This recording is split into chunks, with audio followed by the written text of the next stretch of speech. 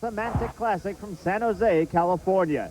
They're getting ready now for the men's 100-meter dash. Carl Lewis, of course, setting that world record last summer in Tokyo, 9.86. The man that is running possibly the best this year is Mike Marsh. Marsh has been on a tear, running a great 100 meters at the Mount Sac meet, a great 200 meters, and then he lined up in New York last weekend in the New York Games. A very windy day, swirling winds all day. Most of the sprint times were very slow, but look in the middle of the screen at Mike Marsh, one of the best 200 fields of the year, including Frankie Fredericks, the man who was ranked second in the world a year ago, and Marsh just left everybody behind with an outstanding time, 20.10, and that was in very difficult wind conditions. It was not a wind-aided or a wind negated race. The wind was not against him, but with the swirling winds, it certainly wasn't a help. His time at the Mount Sac relays was 9.93, but he has his eyes on Carl Lewis's world record.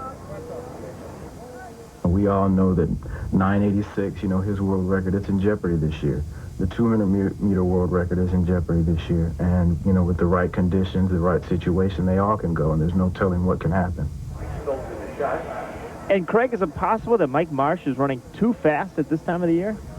I think Mike Marsh has made a tremendous improvement because he has made a very important decision in life. He moved to Houston from Los Angeles, where he had grown up and trained before. He's training with the best sprinters in the world, and I think he has benefited tremendously from it. His coaches know how to prepare athletes for major competitions. I think he'll be ready when it counts. And he is in lane 5, Mike Marsh. Lane 2, as you see, is open. And while some athletes look to peak at the Summer Olympics, in this highly competitive event in the United States, you better be at your peak in June at the Olympic trials.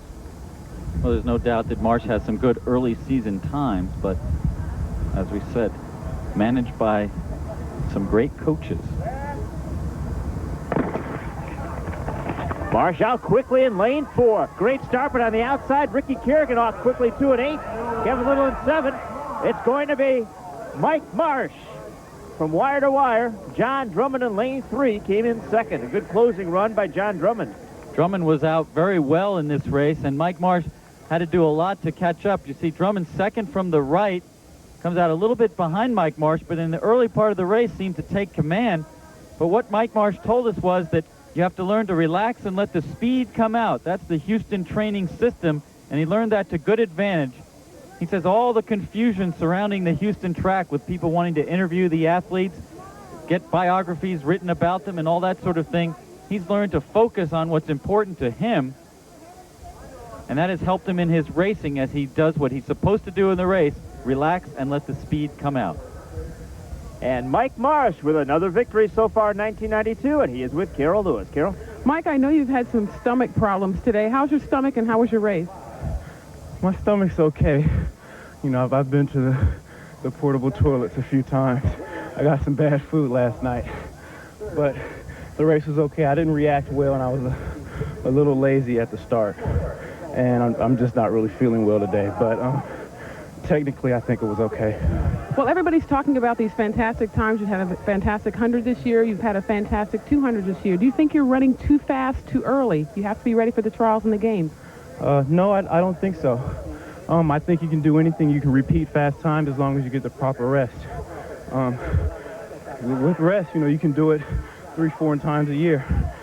Carl and Leroy approved that. Well, congratulations and good luck. Carl Lewis, Leroy Burrell, Mike Marsh, Dennis Mitchell, just a few of the names to keep in mind for the Olympic trials. Mike Marsh gets the victory here at the Bruce Jenner Semantic Classic.